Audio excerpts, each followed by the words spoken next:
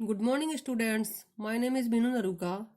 मैं BSc first year को algae, lichen, bryophyta जो कि बॉटनी का थर्ड पेपर है, उसमें मैं जो टॉपिक पढ़ा रही हूँ वो टॉपिक है life cycle in algae. That means algae में किस किस प्रकार की लाइफ साइकिल पाई जाती है, जिसमें हमने एल्गी के में पाए जाने वाले जीवन चक्र के बारे में 3 टाइप्स को पढ़ लिया है कि इसमें 3 टाइप के जीवन चक्र कौन कौन से पाए गए हैं, और इसके अलावा और जो टाइप्स इसमें पाए जाते हैं उसके बारे में हम आज पढ़ेंगे। तो सबसे पहले हमने पढ़ा कि अगुणित की जीवन चक्र, that means haplontic life cycle पढ़ा। उसके बाद द्विगुणित जीवन चक्र पढ़ा, that means diplontic life cycle पढ़ा। उसके बाद द्विगुणता गुणिता की जीवन चक्र पढ़ा, that means haplontic diplontic life cycle पढ़ा, हैप्लो डिप्लॉन्टिक लाइफ साइकिल के बारे में पढ़ा। लेकिन आज हम एक अलग ही प्रकार की लाइफ साइकिल के बारे में पढ़ेंगे, जिसे हम अर्धगुणितकी या हैप्लोबायोटिक लाइफ साइकिल कहेंगे। ठीक है, तो ये कौन सा प्रकार है? एल्गी में लाइफ साइकिल का चौथा प्रकार है, जिसके बारे में हम बात करेंगे। तो इस प्रकार का जो जीवन चक्र पाया जाता है वो जीवन चक्र पाया जाता है कुछ लाल शैवालों, मतलब जो रेड शैवाल होते हैं उसमें इस प्रकार का जीवन चक्र पाया जाता है। तो इसमें एग्जाम्पल क्या है? पोरीफायरा, ठीक है, नेमिलियन, बैट्रेकोस्पर्मम आदि में इस प्रकार का जीवन चक्र पाया जाता है। तो ये जो रेड शैवाल होते हैं इनके जीवन चक्र में 2 मुक्त तथा सुविकसित अगुणित पीढ़ियों का एकांतरण होता है, जैसे युग्मकोद्भिद पीढ़ी तथा कार्पो बीजाणुद्भिद का स्पष्ट एकांतरण पाया जाता है। कहने का मतलब ये है कि ये जो रेड शैवाल जो होते हैं इसमें अगुणित जो पीढ़ियां होती हैं, ठीक है, अगुणित पीढ़ियां कौन कौन सी हैं? एक तो है युग्मकोद्भिद अवस्था, जिसके बारे में आपने सुना है, जिसे कि हम गैमेटोफाइट स्टेज कहते हैं। दूसरे जो है कार्पो बीजाणुद्भिद का मतलब अल्टरनेशन पाया जाता है। अब इसमें सबसे पहली इंपॉर्टेंट बात यह है कि अभी तक हमने ज्यादातर ये पढ़ा है कि जब पीढ़ी एकांतरण होती है तो उसमें क्या होगा कि अगुणित पीढ़ी और द्विगुणित पीढ़ियों का एकांतरण होता है। लेकिन यहाँ पर क्या होगा कि सबसे पहले इसमें जो अगुणित जो पीढ़ियां हैं, दो अगुणित पीढ़ियां इसमें अल्टरनेशन होगा उनका। मतलब कि दोनों जो पीढ़ियां होंगी वो कैसी होंगी? हैप्लॉइड होंगी। ठीक है, इसके अलावा अभी हम और बात करेंगे। तो इस प्रकार से इसमें मुक्त मतलब कि स्वतंत्र तथा सुविकसित अगुणित पीढ़ियां कौन कौन सी? गैमेटोफाइट तथा कार्पो बीजाणुद्भिद मतलब कार्पोस्पोरोफाइट, वह भी एक अगुणित दैट मीन्स हैप्लॉइड प्रकार की पीढ़ी है। ठीक है, इसका अस्पष्ट एकांतरण पाया जाता है, अस्पष्ट अल्टरनेशन पाया जाता है। यहाँ पर अल्पकालिक मतलब अब यहाँ पर आप देखिए, यहाँ पर जो द्विगुणित प्रवस्था कहाँ पाई जाती है?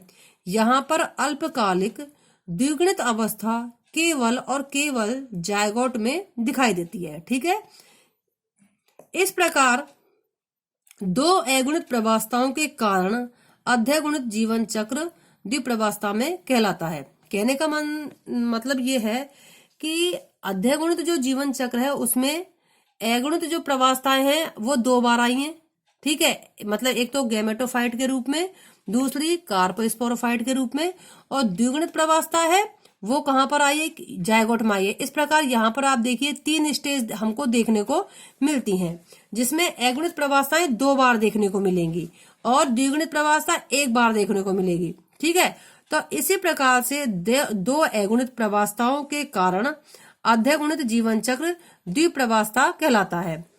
इन शैवालों में मुख्य थैलस क्या होता है? अगुणित युग्मकोद्भिद होता है। मतलब जो रेड शैवाल होते हैं, लाल शैवाल होते हैं, उसमें जो मुख्य प्लांट जो होगा, मुख्य जो थैलस होता है वो कैसा होता है? वो अगुणित युग्मकोद्भिद होता है, दैट मीन्स हैप्लॉइड गैमेटोफाइट होता है। और अब इसमें क्या होगा? ये जो गैमेटोफाइट होता है इसमें रिप्रोडक्टिव ऑर्गन्स का निर्माण होता है। कैसे? इसमें स्त्री जननांग that means female reproductive organ जो होगा उसको हम क्या कहेंगे? कार्पोगोनियम कहते हैं। और इस कार्पोगोनियम में स्त्री युग्मक दैट मीन्स फीमेल गैमेट्स का निर्माण होगा, जबकि जो गैमेटोफाइट जो है गैमेटोफाइट जो है उसमें अचल पुंजनुधानी स्पर्मेटेंजियम का निर्माण होता है, और इस अचल पुंजनुधानी में किसका निर्माण होगा? नर युग्मक का, दैट मीन्स मेल गैमेट का निर्माण होता है।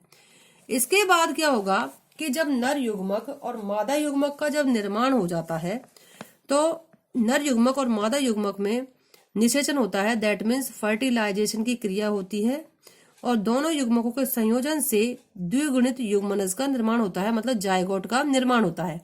ठीक है, ये वाली चीज तो हमने लगभग पढ़ी है, लेकिन यहाँ पर क्या होगा, इससे आगे की जो प्रक्रिया होगी वो कुछ बिल्कुल अलग होगी। अब क्या होगा, युग्मनज जो है मतलब जायगोट है, उसके केंद्रक में अर्धसूत्री विभाजन होगा, दैट मीन्स मियोसिस की क्रिया होगी। जो जायगोट बना है मतलब जो जायगोट है कैसा है, 2n, और इसके केंद्रक में विभाजन हुआ तो अर्धसूत्री विभाजन हुआ, तो जिससे क्या होगा, 4 अगुणित केंद्रक बनते हैं।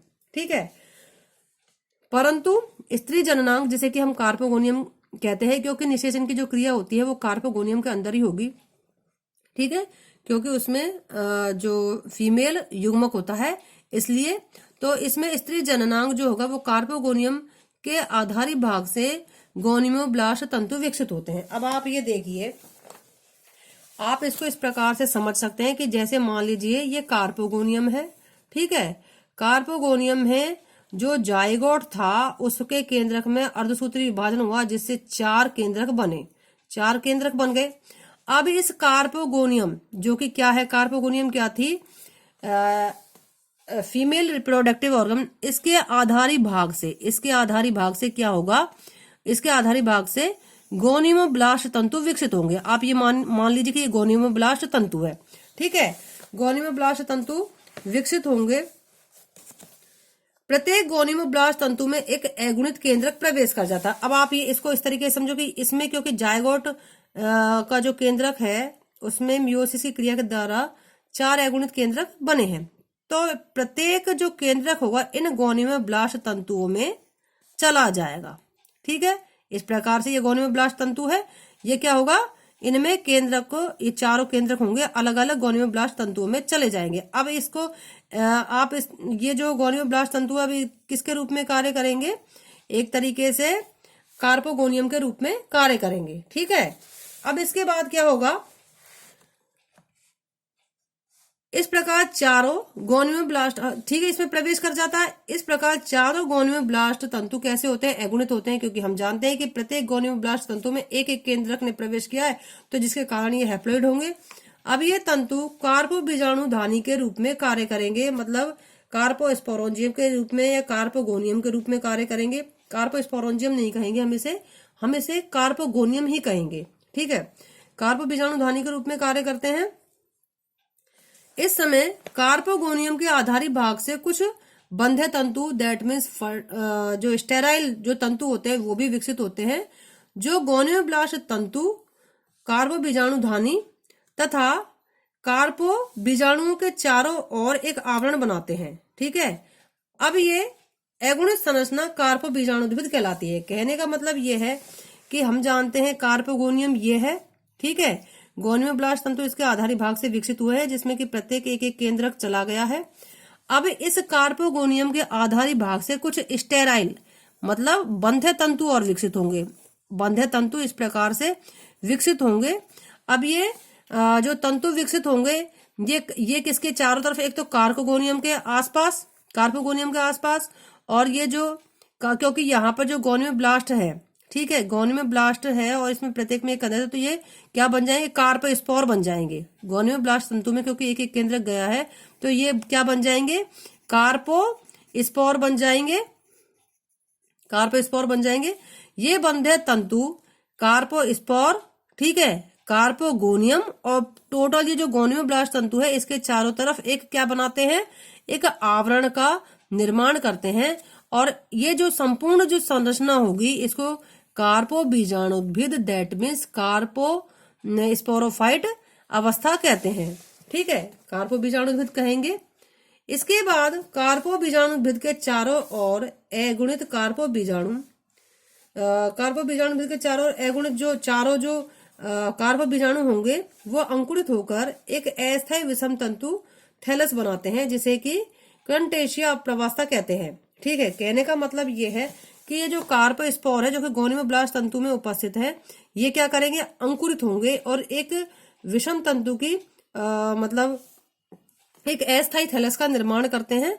और उस अस्थायी थैलस को मतलब कहने का मीन्स ये है कि अस्थायी थैलस इसलिए कहेंगे हम इसे क्योंकि यह डायरेक्ट गैमेटोफाइट का निर्माण नहीं करेगा। जो कार्पो बीजाणु अंकुरित होकर डायरेक्ट गैमेटोफाइट का निर्माण नहीं करेगा, बल्कि एक बीज की अवस्था का निर्माण करेगा जिसे हम कंट्रेशिया अवस्था कहते हैं। ठीक है, तो कैंट्रेशिया अवस्था कहेंगे। कुछ समय पश्चात यह जो कंट्रेशिया अवस्था है ये टाइम के साथ साथ मतलब अगुणित युग्मकोद्भिद में परिवर्तित हो जाती है। तो इस प्रकार से अध्यगुणित जीवन चक्र होता है। दैट मीन्स 2 बार अगुणित प्रवास्ता आती है और 1 बार इसमें केवल जायगोट में द्विगुणित अवस्था हमें देखने को मिलती है। अब हम इसे डायग्राम से समझ सकते हैं कि जो रेड सहवाल है उसमें इस प्रकार की लाइफ साइकिल देखने को मिलती है कि ये जो मुख्य थैलस है वो क्या है, गैमेटोफाइट है। गैमेटोफाइट जो है उस पर मेल और फीमेल रिप्रोडक्टिव ऑर्गन का निर्माण होता है। ठीक है, तो इसमें आप देखिए, इसमें जो मेल रिप्रोडक्टिव ऑर्गन है उसको अचल पुंमनुधानी कहते हैं, जैसे स्पर्मेटेंजियम कहते हैं, और जो फीमेल रिप्रोडक्टिव ऑर्गन है उसको कार्पोगोनियम कहते हैं। अब इसके बाद स्पर्मेटेंजियम जो है उसमें मेल गैमेट का निर्माण होगा, दैट मीन्स नर युग्मक का निर्माण होगा। कार्पोगोनियम में मादा युग्मक का निर्माण होगा, दैट मीन्स फीमेल गैमेट का निर्माण होगा। अब यहाँ पर आप देख सकते हैं कि ये एन है तो ये भी एन है और ये भी एन है। इसके बाद नर युग्मक और मादा युग्मक, दैट मीन्स मेल गैमेट्स और फीमेल गैमेट्स में निषेचन की क्रिया होगी, दैट मीन्स फर्टिलाइजेशन की क्रिया होगी। फर्टिलाइजेशन की क्रिया से जायगोट बनता है। ठीक है, क्योंकि यहाँ पर निषेचन की क्रिया होगी। जायगोट कैसा होगा, द्विगुणित होगा, डिप्लॉइड प्रकार का होगा। ठीक है, अब इस जायगोट में क्या होगा, अर्धसूत्री विभाजन की क्रिया होगी, दैट मीन्स म्यूसिस की क्रिया होगी। अब यहाँ पर जैसे कि मैंने आपको बताया कि जायगोट जो है वो किसका निर्माण करता है, कार्पो बीजाणुद्भिद अवस्था का निर्माण करता है। कार्पो बीजाणुद्भिद का निर्माण किस प्रकार से होगा कि जो कार्पोगोनियम है उसमें सबसे पहले गोनियोब्लास्ट तंतु बनेंगे और गोनियोब्लास्ट तंतु है उसमें चारों अगुणित केंद्रक चले जाएंगे एक एक गोनियोब्लास्ट तंतु में। उसके बाद क्या होगा कि कुछ स्टेराइल तंतु विकसित होंगे। ठीक है, स्टेराइल तंतु जो होंगे कार्पोगोनियम, इसके अलावा जो गोनियोब्लास्ट तंतु है और जो कार्पोस्पोर जो कि गोनियोब्लास्ट तंतु में एक एक केंद्रक गया है उनको क्या कहेंगे, कार्पोस्पोर कहेंगे। ये तीनों मिलकर किसका निर्माण करते हैं, ये कार्पो बीजाणुद्भिद का निर्माण मतलब कहलाते हैं। ये तीनों मिलकर निर्माण करेंगे, या फिर हम ये कहेंगे कि ये तीनों मिलकर जो संरचना है उसको हम कार्पो बीजाणुद्भिद, दैट मीन्स कार्पोस्पोरोफाइट कहते हैं। कार्पोस्पोरोफाइट जो निर्माण होता है वो कैसा होगा, एन ही होगा। ठीक है, अब कार्पो बीजाणुद्भिद में क्योंकि हमें पता है कि कार्पो बीजाणु का निर्माण हुआ है गोनियोब्लास्ट में, हमें पता है। ठीक है, अब ये कार्पो बीजाणुद्भिद से जो कार्पोस्पोर होंगे वो अंकुरित होंगे और अंकुरित होकर ये डायरेक्ट गैमेटोफाइट का निर्माण नहीं करेंगे बल्कि एक बीज की अवस्था का निर्माण करते हैं जिसे कंट्रेशिया अवस्था कहते हैं। तो इसके बाद कुछ समय पश्चात, क्योंकि कंट्रेशिया अवस्था जो होती है अगुणित अवस्था होती है, कुछ समय पश्चात गैमेटोफाइट में विकसित हो जाती है। तो इस प्रकार आपने देखा कि इसमें जो अगुणित प्रवास्ता है वो 2 बार आती है, कार्पोस्पोरोफाइट और गैमेटोफाइट। ठीक है, और केवल जायगोट में द्विगुणित अवस्था देखने को मिलती है। और ये जो अल्टरनेशन है इन दोनों के बीच में मिलता है, गैमेटोफाइट के बीच में और कार्पोस्पोरोफाइट के बीच में। और अधिकतर हमें अगुणित प्रवास्ता ही देखने को मिल रही है और बाकी जायगोट में द्विगुणित अवस्था देखने को मिलती है। तो इस प्रकार की जो लाइफ साइकिल होती है इसे हैप्लोबायोटिक लाइफ साइकिल कहते हैं। आज के लिए बस इतना ही, आगे हम कल पढ़ेंगे। Thank you.